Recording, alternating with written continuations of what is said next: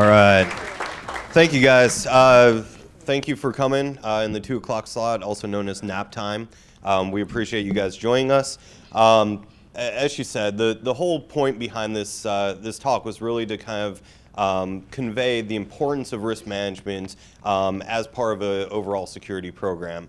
And so Kieran and I kind of intend to go through some of the basics of risk management, and then hopefully we'll have some time for some live action role playing, which as far as I know, I've been at LASCON ever since we started it, and we have never had any LARPing. In fact, any security conference I've ever been at, I don't think I've ever seen any LARPing. So hopefully you guys will participate.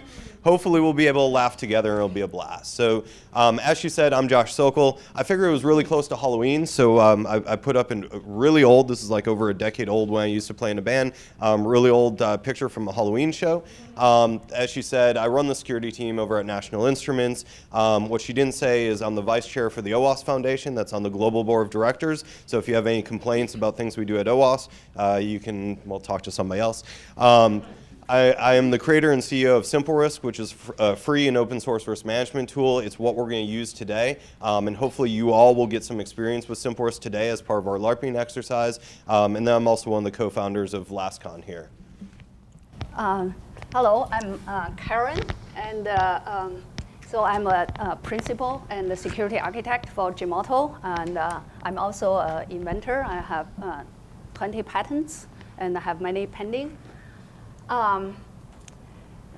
That is not a Hollywood filter. That's real. So I was Olympic torch bearer, and in the 2002 Salt Lake City Winter Olympic, when the torch relay passed through Austin. When we first put this deck together, I was like, oh, cool, you included a Halloween picture too. And she's like, no, that's real. So that's actually for real. That's why I put the logo there. There's a clicker right there too. Yeah. And yeah, again, I'm a long time OWASP member and LASCON volunteer since the very beginning. And for the first one, second one, and yeah, with Josh, with some other people, we actually started LASCON. Before we start to talk, I want to ask you a question. Who has not looked at their cell phone today?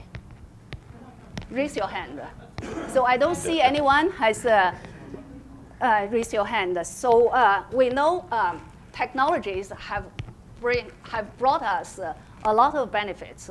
And we use internet, we use cell phone, we use our smartphones, we use computers in every aspect of our lives. And pretty soon we'll have, we'll probably use self-driving cars. At least I'm expecting when I'm getting old, I can't drive. And also we have smart homes. And so technology is basically running our lives, okay? And on the other hand, it can also make all of us and the society vulnerable. We have our homes, our government, our whole infrastructure runs on technology. And they may fail, they may be abused, or may be attacked.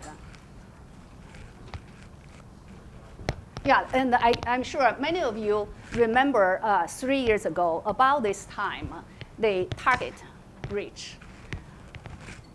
Personal information of 110 million customers has been stolen. And the cost for Target is $148 million, not even counting the change to EMV card. Anybody knows the EMV card? The credit card with chip, right? So not even counting that cost, $140 million. What happened? It's actually quite simple. Somebody stole the username password of their HVAC vendor and then use that credential, enter the target network. If you think about it, that credential should have limited rights, right, for monitoring the energy use or control the temperature. But in the fact, the attacker went through the network without being detected. And then what? The attacker downloaded malware to all the point-of-sale terminals. So when you swipe your credit card at Target, your information is stolen. And then when they steal your credit card information, what can they do? they make duplicated cards. They sell them in the black market.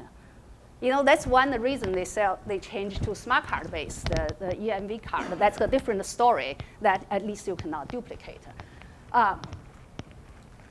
So Target is not alone. And there are all these companies, they all have one kind of breach or another. They lost millions, tens of millions users' information or data record. In fact, as you know, I work for Gemalto, which is a digital security company. We have something called breach index level. This is an older number. In 2015, more than 1,600 data breaches leads to more than 700 million data records being compromised. Among them, 53% of data breaches are identity theft. Okay, that affect everybody. It's not just company, it affects individuals. All right, so the interesting thing when you look at the Target breach as an example is people all have their own opinions about what went wrong, right? Was it the Target trusted a third-party HVAC vendor and they put that trust in that company and then that trust was breached?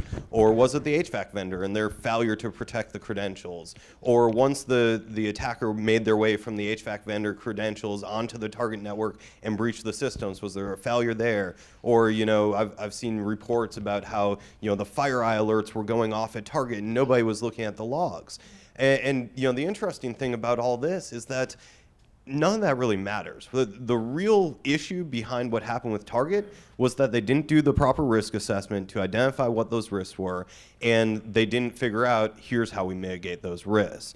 So we're all targets, right?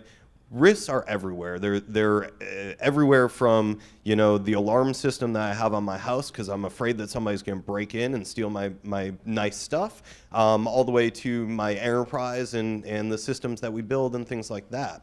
So really the question that we ask is, how do we protect ourselves and the customers that we serve? How do we actually manage risks? And so this is really what we hope to address here today. So let's start and kind of talk about what is risk, right?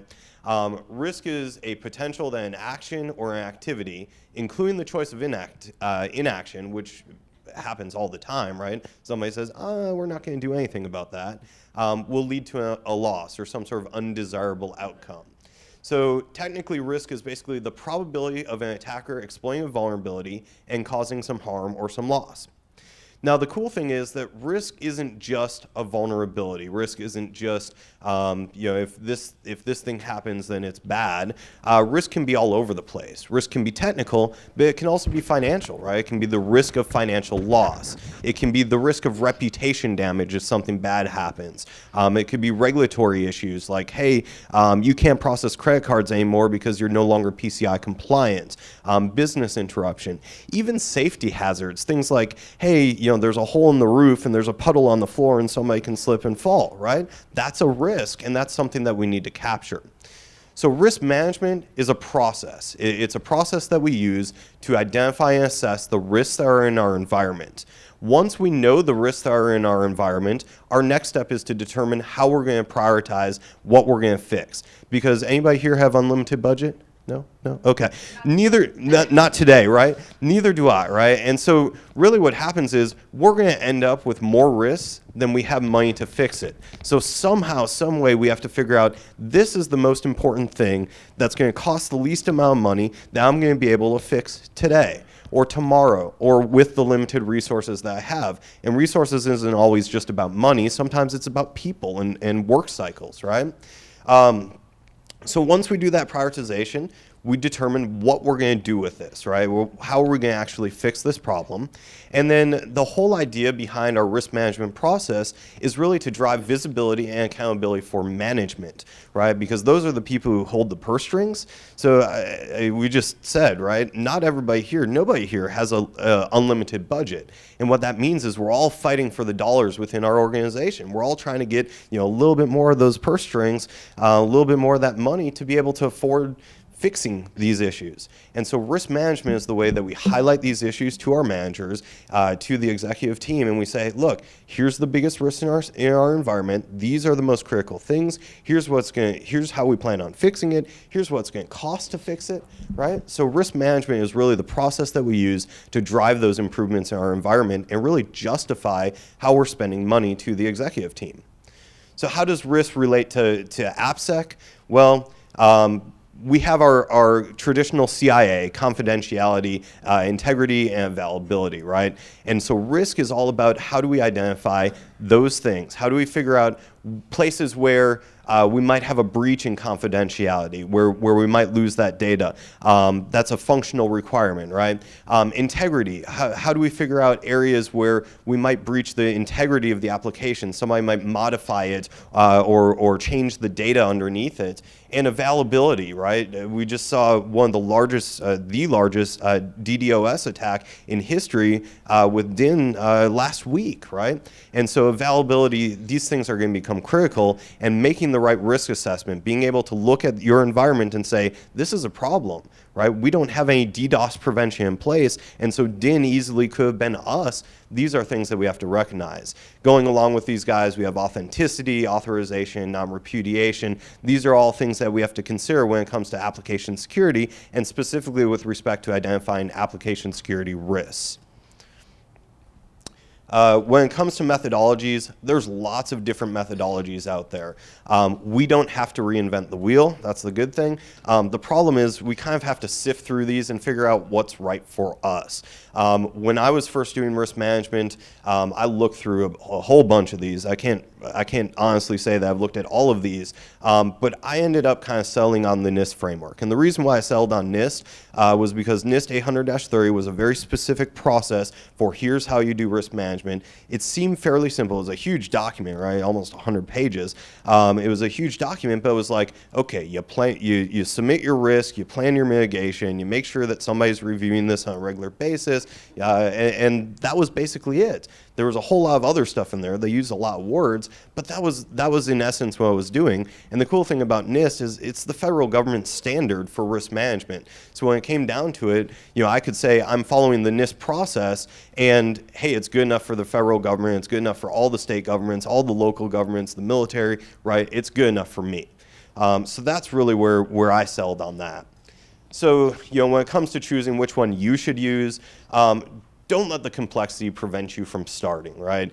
It's something where doing something is going to be better than nothing. If you can get in there and get a couple risks into the system, then you at least have a starting place for that prioritization process. All these things, you look at all these different ones, always treat them as guidelines, not as examples. The reason being that if you treat them as guidelines, it allows you to kind of break outside of those guidelines if you find that something doesn't fit you exactly. You don't ever want to follow them word for word. And then, obviously we want to understand the basic concepts behind them and use tools. And tools was really the area where I struggled when I first got started. Okay, and I want us to have a common understanding of all these terms and their relationships. We're going to use this later on. Okay, so the first thing is we need to really identify and understand what is it that we want to protect, right? So this we call asset. Okay, as examples, if you depend on at which level you're doing a risk assessment, it can be a server, if you consider a network. It can be a service. For example, you provide a payment service, so that the service itself is your asset. It could be data. For example, the personal identifiable information, PII, that is an asset. So you first need to identify what are the assets you want to protect. And then you think about it, who wants to damage or get these assets from you, right? So it could be some hackers, it could be competitors, it could be terrorists, it could be many things, or even insiders. So we call those threat agent. Okay, so we have asset, the threat agent try to get our asset. And then, so the threat agent trying to, let's, in this example, try to steal our data. So this is a threat, okay? So we have threat agent try to, in this case, steal the PII, okay? So we have a threat. And then we think about it, how does he do it, right? And then we have comes to the term vulnerability, right? So your system, regardless large or small, right? Your system may have vulnerabilities. The threat agent will post the thread through exploits your vulnerabilities, okay? So in this case, if your data is not encrypted in plain text, that is a vulnerability, right? Even an insider, they get the data, they can get the data because it's not encrypted. So then we have a risk. So the risk is a possible PII theft, okay? So the relationship, the vulnerability can lead to a risk. The threat agent basically exploit vulnerabilities. This pose a risk to the asset, okay?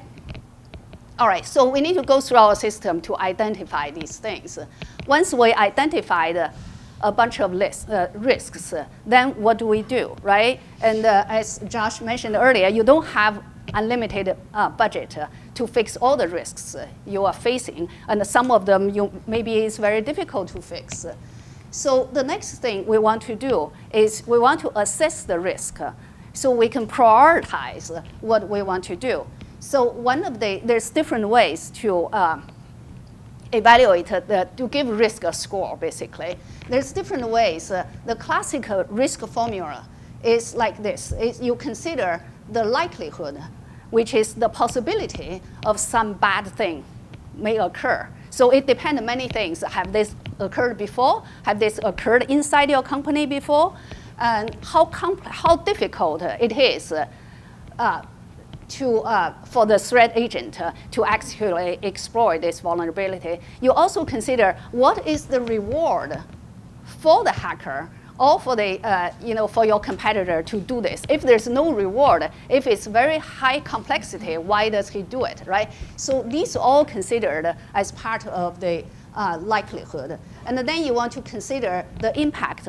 What is the actual loss, which can be financial loss, can be reputation, and etc. What is the actual impact, actually loss, if this event indeed occurred, right?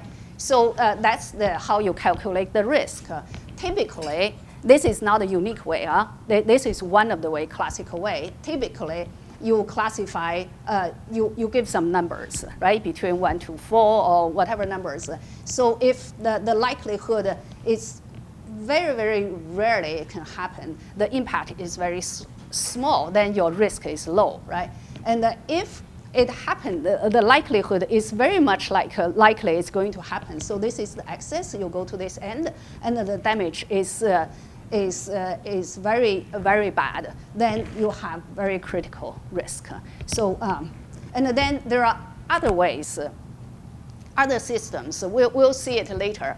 For example, CVSS is one of the most commonly used ways to score the vulnerability. Remember, we say vulnerability, there's a difference of vulnerability versus risk, right? Remember that picture?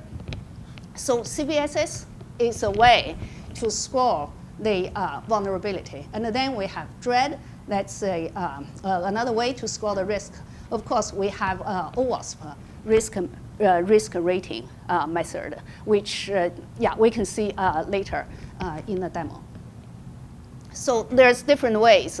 Then you want to decide which ways you want to rate your risk. You probably want to do it consistently within your system, right?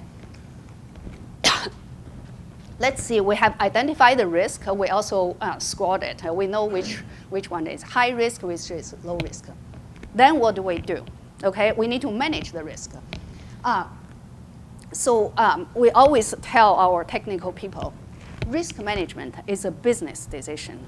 Like Josh was saying, it gives a visibility to management, right? And that's based on your business situations, you decide which one you want to do, which one you don't, right? And then for the typically, there are 4 different ways to manage the risk.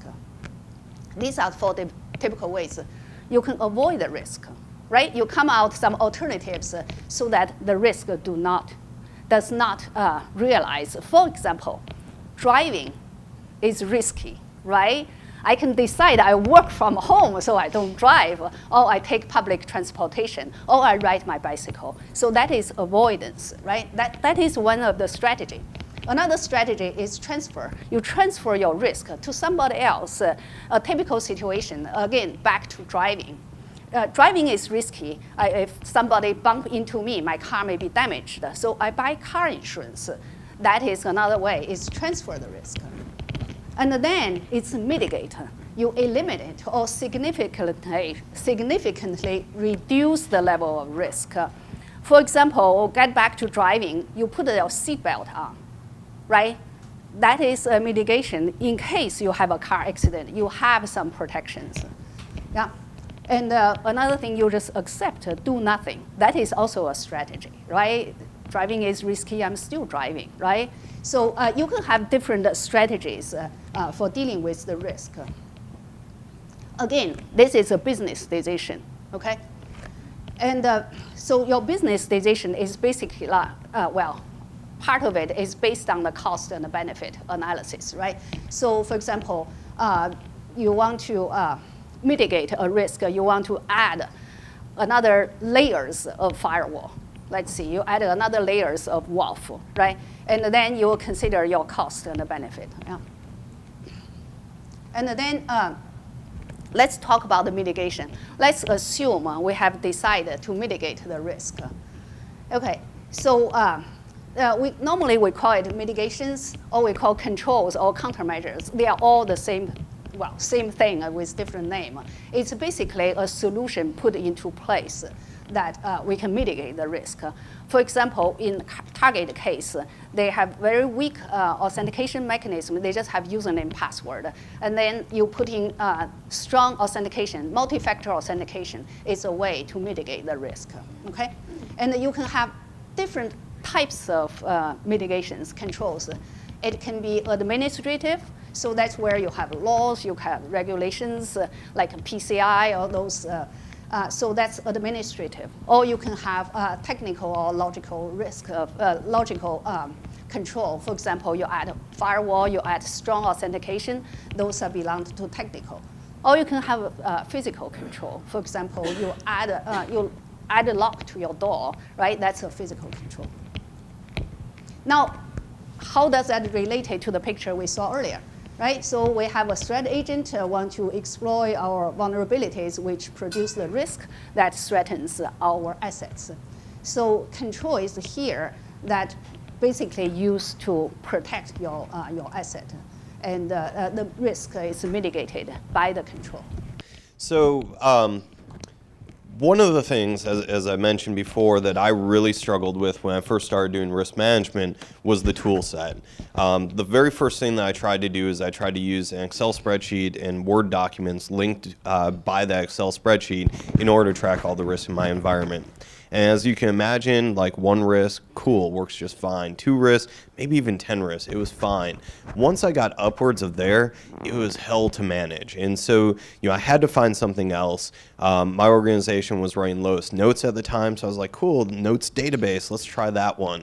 Lotus Notes databases, it worked pretty well. I would imagine, it works about as well as like FileMaker Pro would work.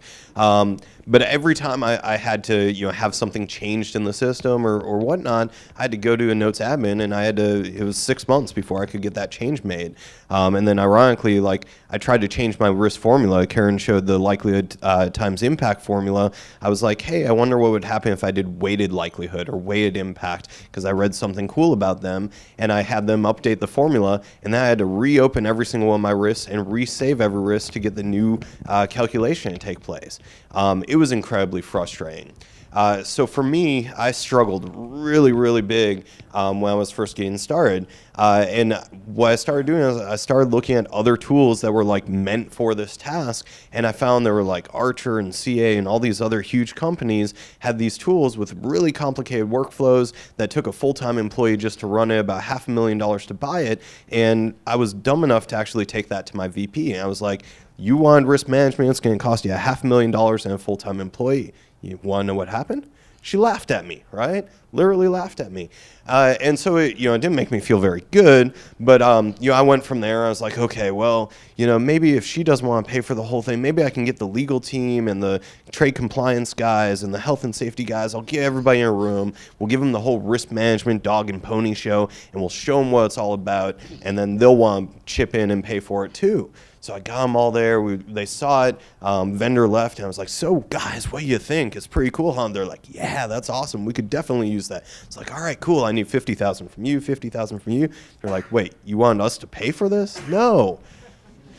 Okay, so back to the drawing board. This was about 4 years ago or so, and finally I was like, look, I can't afford this big tool over here. These ones suck. I was like, I'm gonna put myself to work, and I'm gonna write something. And so really what I did, I started with these values. I was like, I need something that's gonna track risks, that's gonna allow me to plan mitigations for those risks, and that's gonna enforce some sort of a review cycle.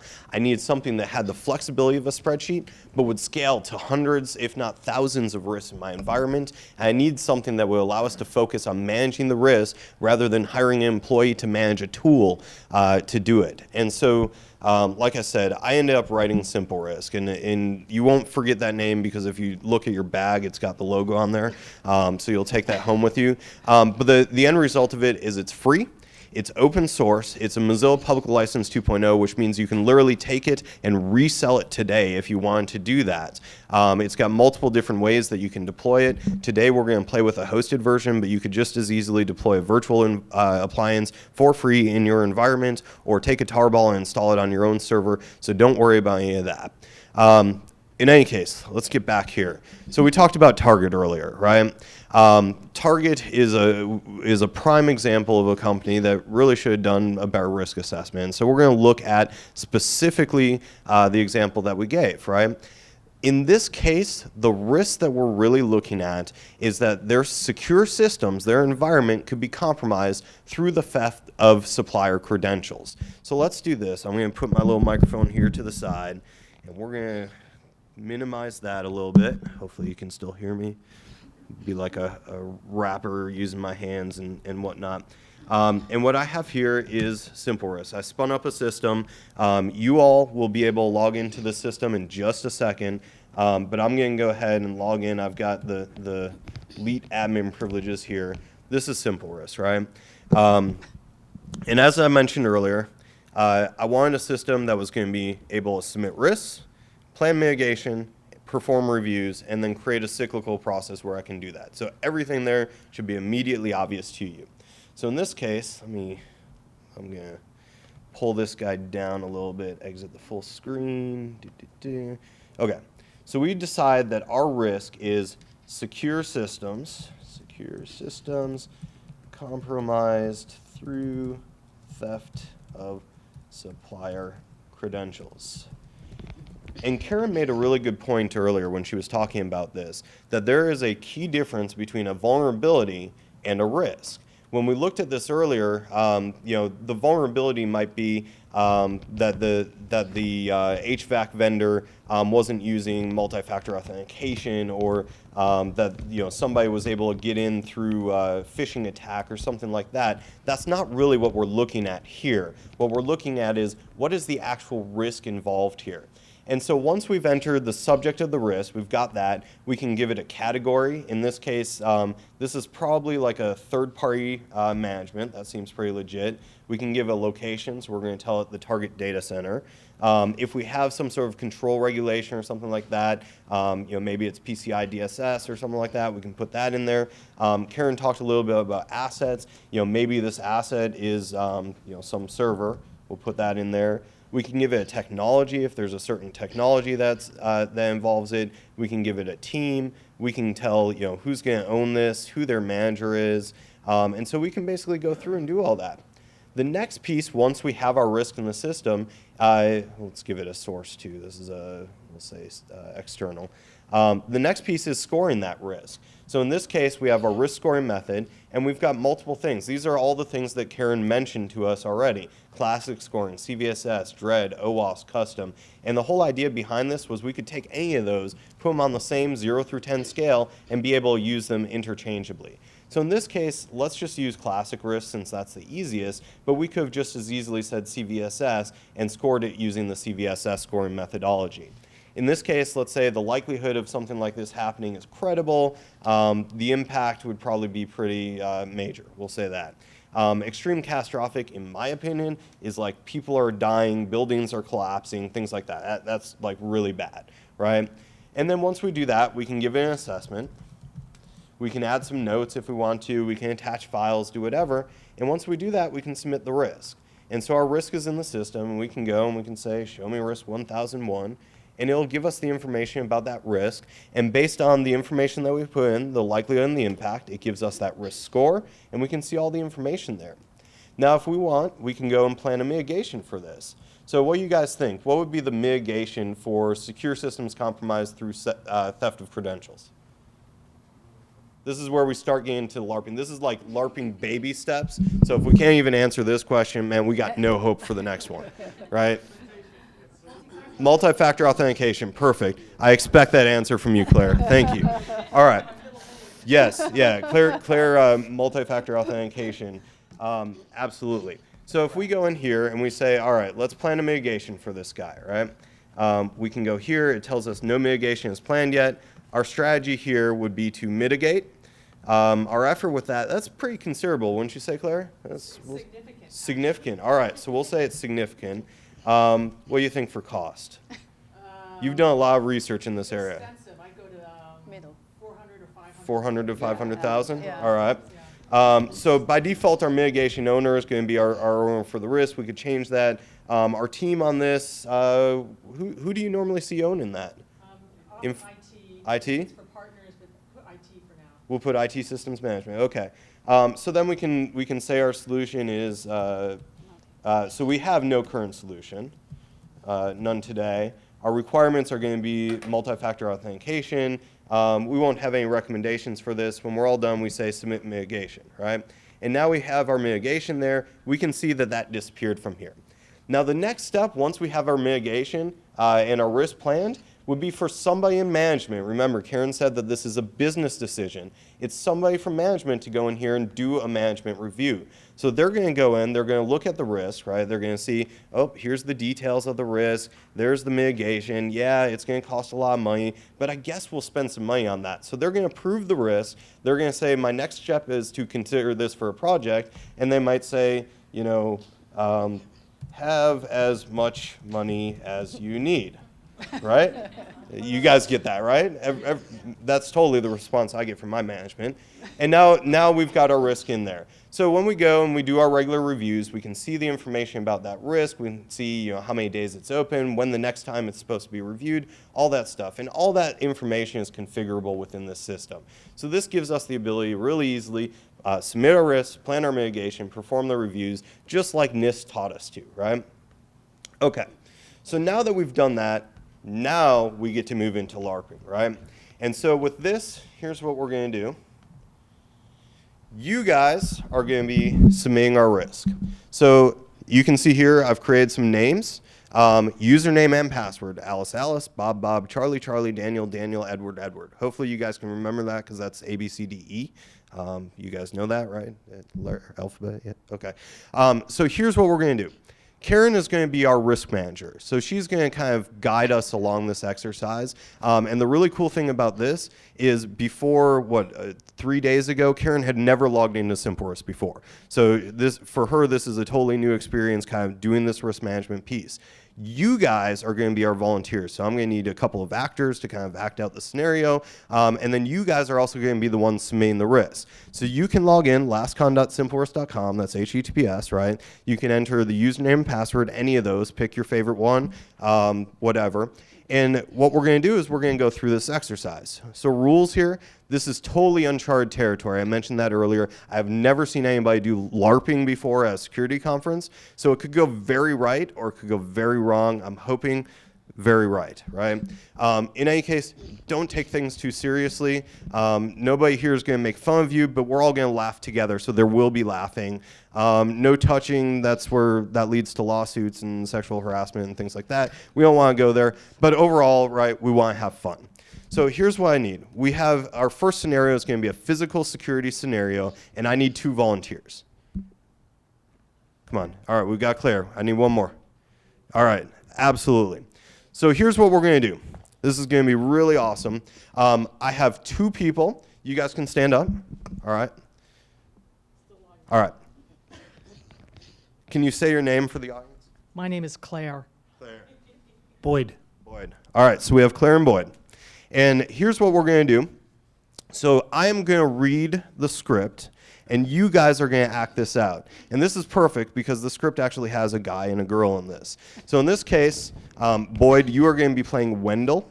Wendell is a gentleman. Wendell is an employee of the company. And you are just coming back from lunch, sir. You're going to be walking in the door, okay? And the rest I'll kind of explain. Claire, you are the evil person, all right? You get to be, Claire, evil Claire. Actually, you're going to be just a random woman who's going to walk in through the door, right? Okay, so now we're going to act out. I'm going to read the script, all right? Wendell's coming back from lunch one day. Come on, back from lunch. He swipes his badge to get into the building. Swipe your badge, all right? As he walks through the door, he notices a woman behind him who has her hands full with a drink and a bag of food. Excellent. He thinks to himself, poor girl. She must have had to run out, quickly grab some food, bring back because he's so busy. Look at that. That was perfect. He doesn't want to see her struggle, so he holds the door open for her. And she says, thank you. Say thank you. And walks quickly past him and then disappears down another hallway. Perfect. All right. Thank you, guys. That was awesome. All right. So now it's your turn as the audience. Now we need to figure out what is the risk in this scenario. They've acted it out for you. You guys log into SimpleRisk. Remember, Alice, Bob, Charlie, Edward, Daniel, I think, something like that. Those guys, Charlie, Daniel, Edward, right? Log into SimpleRisk, and you submit your risk. A, B, C, D, E, yeah. So you guys log in. We'll give you a minute or so, a couple minutes. Submit your risk. I don't see a lot of people submitting risks. I see 5, 6, 7. Risk dashboard, risk trend. Go to, just like I showed you here. All right. No, we'll do it together. This is the cool thing. So we go here, we go to risk management, submit risk. Actually, just clicking risk management will automatically take you there. Give it a subject. If you want to fill out the rest, you can. The only thing that's actually necessary is the subject. Everything else can be technically left blank. Give some thought to the subject too. Remember, this isn't just a vulnerability, this is a risk. So let's think about that one. Fill this whole thing out, you're saying? Fill all that out? You don't have to fill it all out. Just give it a subject for now. Yep. We're saying, what is the risk? What is the risk? What did you just witness our 2 wonderful volunteers? Can you put the connections back up? Yep, yeah. Alice, Bob, Charlie, Daniel, Edward. A, B, C, D, E. And capital A, L, I, C. Nope, all lowercase. All lowercase, that's right. iPhone did the capital A. Oh, hate those iPhones. All right. Ooh, we've got 1 risk submitted so far. All right. Oh, we've got another one. All right. This LARPing thing is working so far. Good job, guys.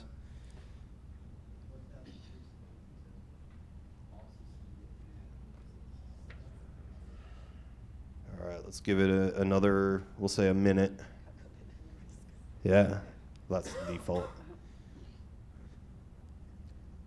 So we're one of the things that we're noticing up here is that because we're not filling out any of the likelihood, the impact, anything like that, doing a risk calculation, by default it's giving us a score of 10.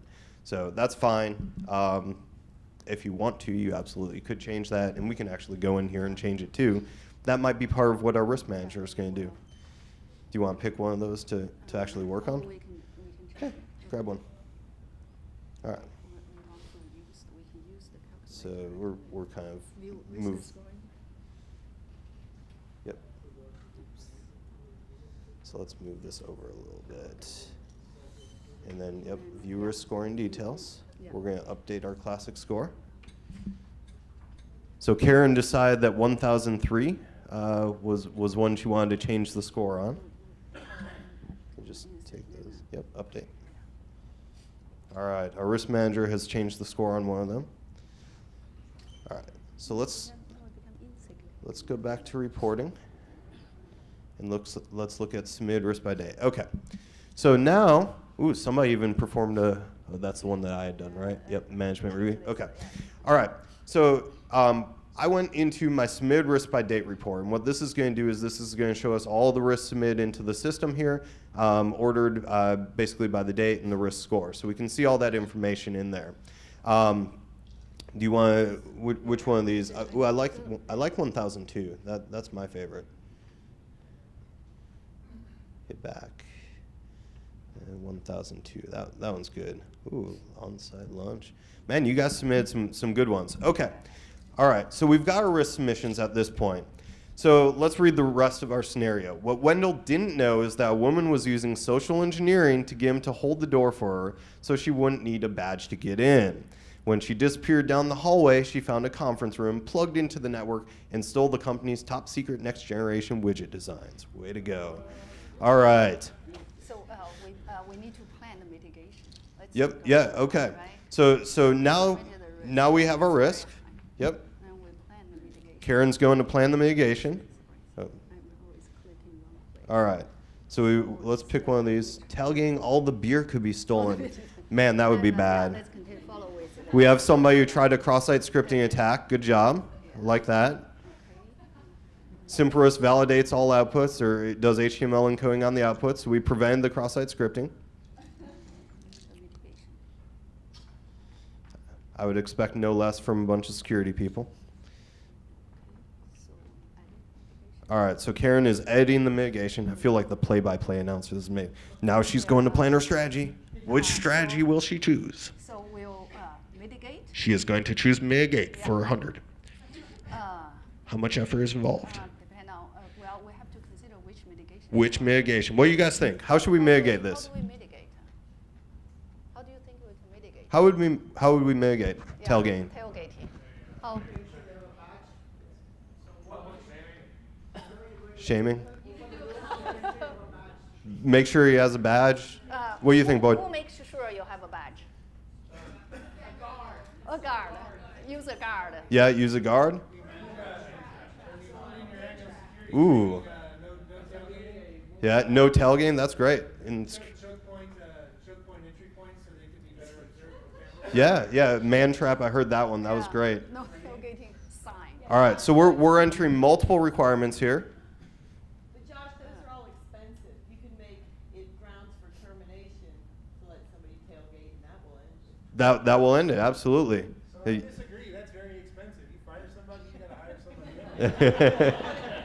Your good employees won't do it though. All right, so Karen has gone into risk 1002, tailgating by non-employee, random strangers.